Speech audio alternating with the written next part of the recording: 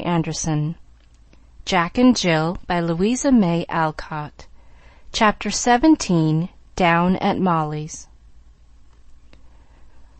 Now, my dears, I've something very curious to tell you, so listen quietly and then I'll give you your dinners, said Molly, addressing the 9 cats who came trooping after her as she went into the shed chamber with a bowl of milk and a plate of scraps in her hands.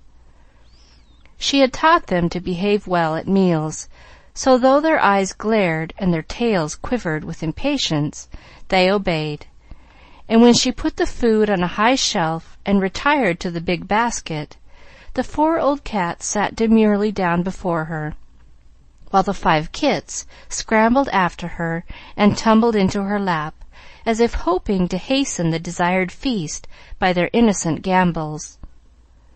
Granny, Tobias, Mortification, and Molasses were the elders. Granny, a gray old puss, was the mother and grandmother of all the rest. Tobias was her eldest son, and Mortification his brother, so named because he had lost his tail, which affliction depressed his spirits and cast a blight over his young life. Molasses was a yellow cat, the mamma of 4 of the kits, the 5th being Granny's latest darling. Toddlekins, the little ant, was the image of her mother, and very sedate even at that early age.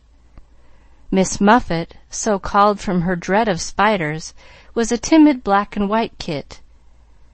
Beauty, a pretty Maltese with a serene little face and pink nose. Ragbag, a funny thing, every color that a cat could be, and Scamp, who well deserved his name, for he was the plague of Miss Bat's life and Molly's especial pet. He was now perched on her shoulder, and, as she talked, kept peeping into her face or biting her ear in the most impertinent way, while the others sprawled in her lap or promenaded round the basket rim. My friends, something very remarkable has happened. Miss Bat is cleaning house. And having made this announcement, Molly leaned back to see how the cats received it, for she insisted that they understood all she said to them. Tobias stared. Mortification lay down as if it was too much for him. Molasses beat her tail on the floor as if whipping a dusty carpet, and Granny began to purr approvingly. The giddy kits paid no attention, as they did not know what house-cleaning meant, happy little dears. I thought you'd like it, Granny, for you are a decent cat, and know what is proper, continued Molly, leaning down to stroke the old puss, who blinked affectionately at her. I can't imagine what put it into Miss Bat's head. I never said a word, and gave up groaning over the clutter as I couldn't mend it. I just took care of Boo and myself, and left her to be as untidy as she pleased, and she is a regular old—" Here Scamp put his paw on her lips because he saw them moving, but it seemed as if he was to check the disrespectful word just coming out. Well, I won't call names, but what shall I do when I see everything in confusion and she won't let me clear up? Asked Molly, looking round at Scamp, who promptly put the little paw on her eyelid, as if the roll of the blue ball underneath amused him. Shut my eyes to it, you mean?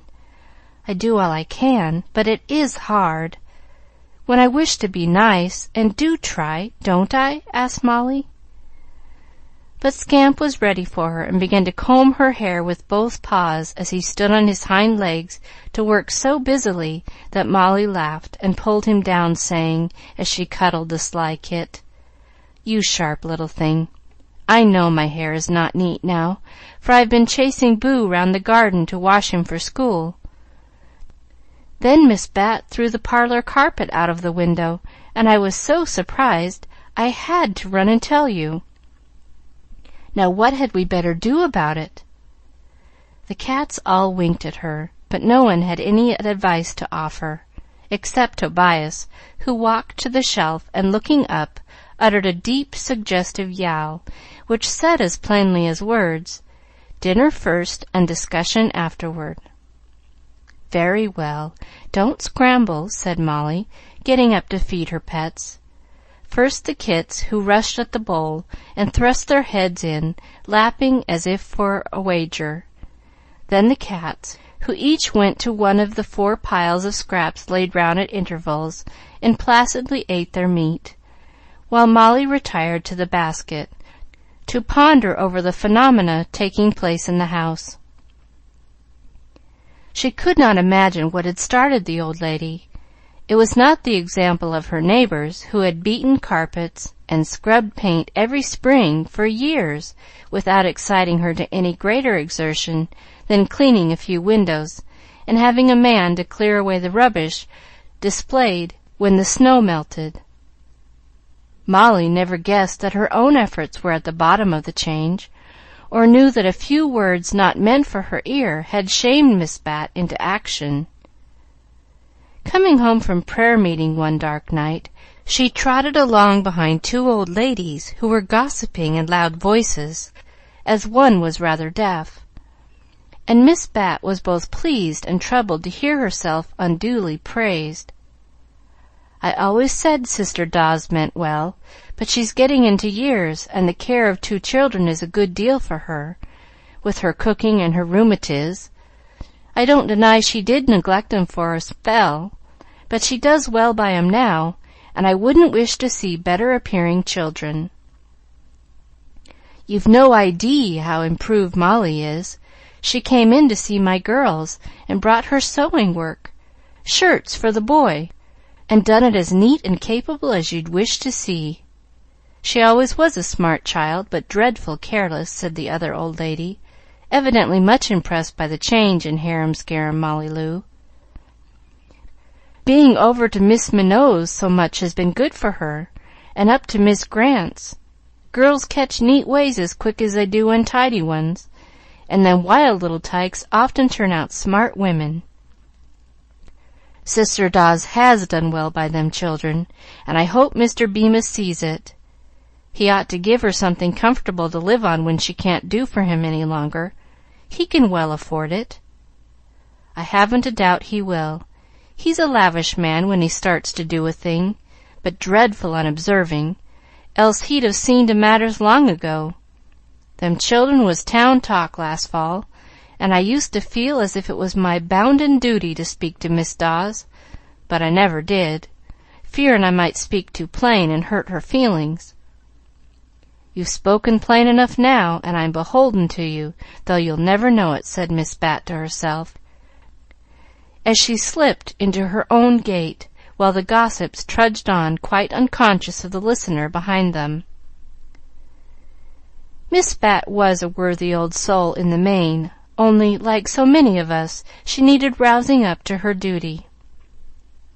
She had got the rousing now, and it did her good, for she could not bear to be praised when she had not deserved it.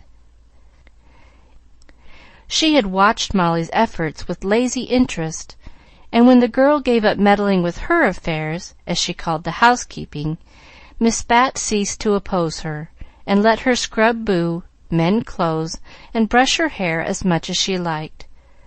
So Molly had worked along without any help from her, running into Mrs. Peck for advice, to Mary for comfort, or Mrs. Minot for the higher kind of help one often needs so much.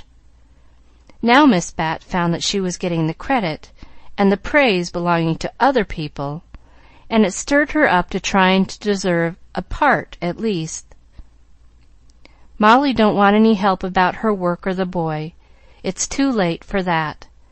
But if this house don't get a spring cleaning that will make it shine, my name ain't Bathsheba Dawes," said the old lady, as she put away her bonnet that night and laid energetic plans for a grand revolution, inspired thereto not only by shame, but by the hint that Mr. Bemis was a lavish man, as no one knew better than she.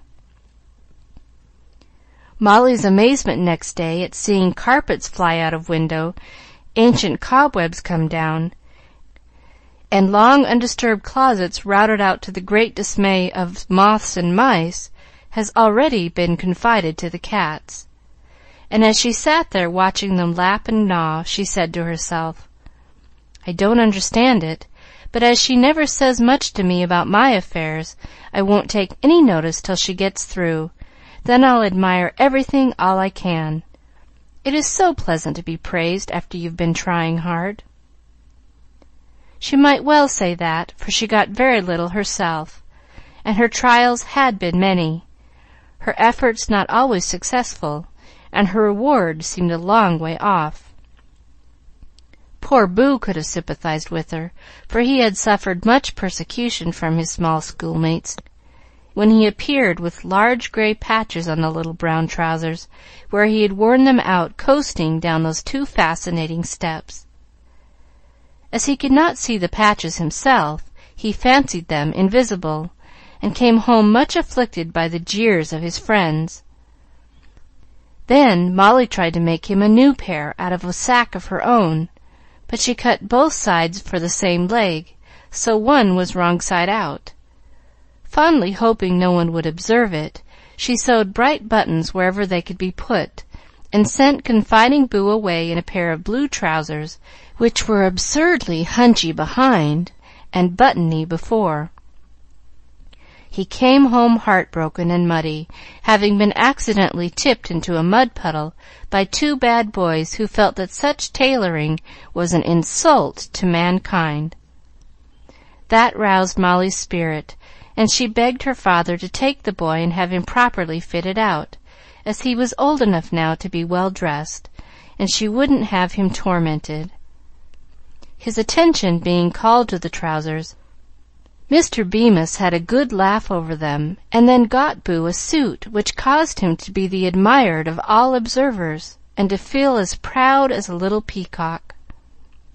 Cheered by this success, Molly undertook a set of small shirts, and stitched away bravely, though her own summer clothes were in a sad state, and for the first time in her life she cared about what she should wear.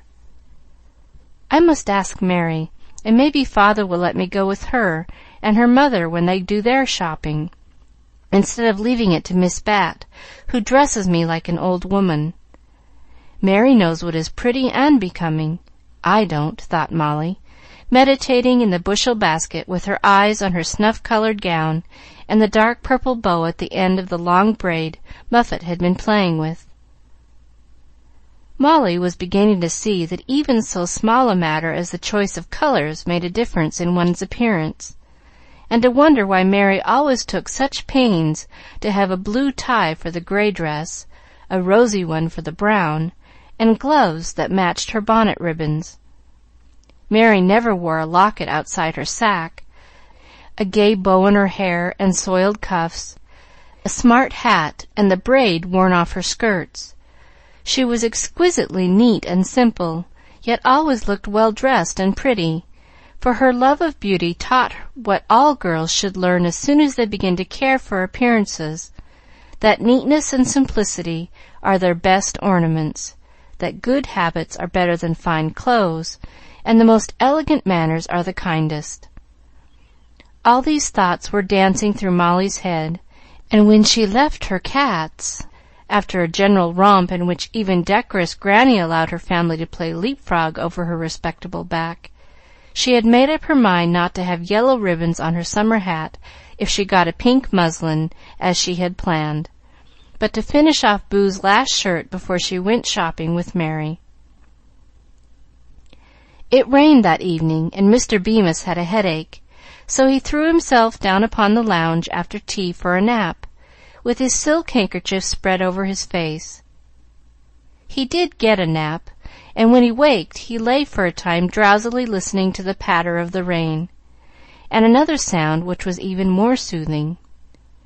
Putting back a corner of the handkerchief to learn what it was, he saw Molly sitting by the fire with Boo in her lap, rocking and humming as she warmed his little bare feet, having learned to guard against croup by attending to the damp shoes and socks before going to bed. Boo lay with his round face turned up to hers, stroking her cheek, while the sleepy blue eyes blinked lovingly at her as she sang her lullaby with a motherly patience sweet to see. They made a pretty little picture, and Mr. Bemis looked at it with pleasure, having a leisure moment in which to discover, as all parents do sooner or later, that his children were growing up. "Molly is getting to be quite a woman, and very like her mother," thought Papa, wiping the eye that peeped, for he had been fond of the pretty wife who died when Boo was born. Sad loss to them, poor things. But Miss Bat seems to have done well by them. Molly is much improved, and the boy looks finely. She's a good soul, after all. And Mr. Bemis began to think he had been hasty when he half made up his mind to get a new housekeeper, feeling that burnt steak, weak coffee, and ragged wristbands were sure signs that Miss Bat's days of usefulness were over. Molly was singing the lullaby her mother used to sing to her, and her father listened to it silently till Boo was carried away, too sleepy for anything but bed. When she came back, she sat down to her work, fancying her father still asleep.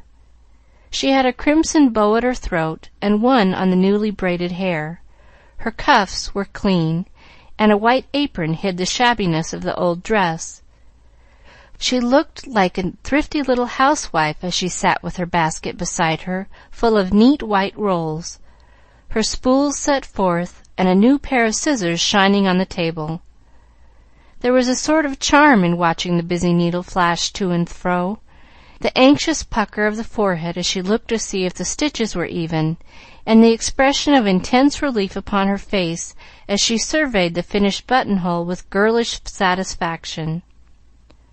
Her father was wide awake and looking at her, thinking as he did so, "Really, the old lady has worked well to change my tomboy into that nice little girl. I wonder how she did it." Then he gave a yawn, pulled off the handkerchief, and said aloud, "What are you making, Molly?" For it struck him that sewing was a new amusement. "Shirts for Boo, sir." "4, and this is the last," she answered, with pardonable pride, as she held it up and nodded toward the pile in her basket. "Isn't that a new notion? I thought Miss Bat did the sewing," said Mr. Bemis, as he smiled at the funny little garment. It looked so like Boo himself. "No, sir, only yours. I do mine and Boo's. At least, I'm learning how, and Mrs. Peck says I get on nicely," answered Molly, threading her needle and making a knot in her most capable way. "I suppose it is time you did learn, for you are getting to be a great girl, and all women should know how to make and mend. You must take a stitch for me now and then. Miss Bat's eyes are not what they were, I find." And Mr. Bemis looked at his frayed wristband, as if he particularly felt the need of a stitch just then. "I'd love to, and I guess I could. I can mend gloves.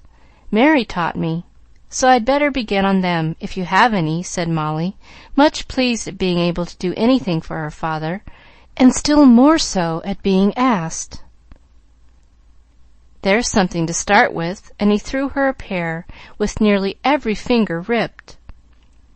Molly shook her head over them, but got out her gray silk and fell to work, glad to show how well she could sew. "What are you smiling about?" asked her father after a little pause, and it amused him to question Molly. "I was thinking about my summer clothes. I must get them before long, and I'd like to go with Mrs. Grant and learn how to shop, if you are willing." "I thought Miss Bat did that for you." "She always has, but she gets ugly, cheap things that I don't like. I think I am old enough to choose myself, if there is someone to tell me about prices and the goodness of the stuff. Mary does, and she is only a few months older than I am." "How old are you, child?" asked her father, feeling as if he had lost his reckoning. 15 in August, and Molly looked very proud of the fact. "So you are. Bless my heart, how the time goes! Well, get what you please. If I'm to have a young lady here, I'd like to have her prettily dressed. It won't offend Miss Bat, will it?" Molly's eyes sparkled, but she gave a little shrug as she answered, "She won't care. She never troubles herself about me if I let her alone." "Hey, what? Not trouble herself? If she doesn't, who does?" And Mr. Bemis sat up as if this discovery was more surprising than the other. "I take care of myself and Boo, and she looks after you. The house goes anyway." "I should think so. I nearly broke my neck over the parlor sofa in the hall to-night. What is it there for?" Molly laughed. "That's the joke, sir. Miss Bat is cleaning house, and I'm sure it needs cleaning, for it is years since it was properly done. I thought you might have told her to." "I've said nothing. Don't like house cleaning well enough to suggest it. I did think the hall was rather dirty when I dropped my coat and took it up covered with lint. Is she going to upset the whole place?" asked Mr. Bemis, looking alarmed at the prospect. "I hope so, for I really am ashamed when people come, to have them see the dust and cobwebs and old carpets and dirty windows," said Molly, with a sigh, though she never had cared a bit till lately. "Why don't you dust round a little, then? No time to spare from the books and play?" "I tried, father, but Miss Bat didn't like it, and it was too hard for me alone. If things were once in nice order, I think I could keep them so, for I do want to be neat, and I'm learning as fast as I can. It is high time some one took hold, if matters are left as you say. I've just been thinking what a clever woman Miss Bat was to make such a tidy little girl out of what I used to hear called the greatest tomboy in town, and wondering what I could give the old lady. Now I find you are the one to be thanked, and it is a very pleasant surprise to me." "Give her the present, please. I'm satisfied if you like what I've done. It isn't much, and I didn't know as you would ever observe any difference. But I did try, and now I guess I'm really getting on," said Molly, sewing away with a bright color in her cheeks, for she, too, found it a pleasant surprise to be praised after many failures and few successes. "You certainly are, my dear. I'll wait till the house cleaning is over, and then, if we are all alive, I'll see about Miss Bat's reward. Meantime, you go with Mrs. Grant and get whatever you and the boy need, and send the bills to me." And Mr. Bemis lighted a cigar, as if that matter was settled. "Oh, thank you, sir. That will be splendid. Mary always has pretty things, and I know you will like me when I get fixed," said Molly, smoothing down her apron with a little air. "Seems to me you look very well as you are. Isn't that a pretty enough frock?" asked Mr. Bemis, quite unconscious that his own unusual interest in his daughter's affairs made her look so bright and winsome. "This? Why, father, I've worn it all winter, and it's frightfully ugly and almost in rags. I asked you for a new one a month ago, and you said you'd see about it, but you didn't, so I patched this up as well as I could." And Molly showed her elbows, feeling that such masculine blindness as this deserved a mild reproof. "Too bad. We'll go and get half a dozen pretty muslin and gingham things, and be as gay as a butterfly to make up for it," laughed her father, really touched by the patches, and Molly's resignation to the unreliable "I'll see about it," which he recognized as a household word. Molly clapped her hands, old gloves and all, exclaiming with girlish delight, "How nice it will seem to have a plenty of new, neat dresses all at once, and be like other girls. Miss Bat always talks about economy, and has no more taste than a caterpillar." Molly meant to say cat, but remembering her pets, spared them the insult. "I think I can afford to dress my girl as well as Grant does his. Get a new hat and coat, child, and any little notions you fancy. Miss Bat's economy isn't the sort I like." And Mr. Bemis looked at his wristbands again, as if he could sympathize with Molly's elbows. "At this rate, I shall have more clothes than I know what to do with, after being a rag bag," thought the girl, in great glee, as she bravely stitched away at the worst glove, while her father smoked silently for a while, feeling that several little matters had escaped his eye which he really ought to see about. Presently he went to his desk, but not to bury himself in business papers as usual, for after rummaging in several drawers, he took out a small bunch of keys, and sat looking at them with an expression only seen on his face when he looked up at the portrait of a dark-eyed woman hanging in his room. He was a very busy man, but he had a tender place in his heart for his children, and when a look, a few words, a moment's reflection called his attention to the fact that his little girl was growing up, he found both pride and pleasure in the thought that this young daughter was trying to fill her mother's place and be a comfort to him, if he would let her.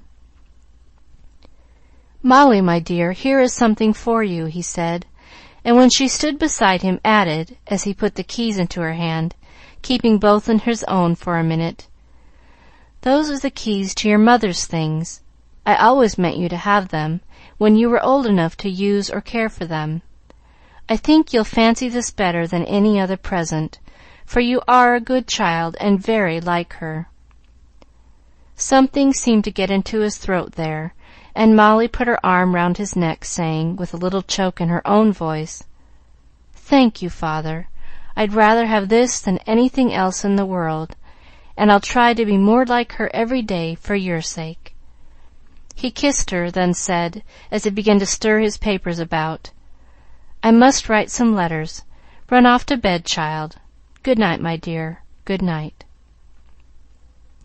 Seeing that he wanted to be alone, Molly slipped away, feeling that she had received a very precious gift, for she remembered the dear dead mother, and had often longed to possess the relics laid away in the one room where order reigned and Miss Bat had no power to meddle.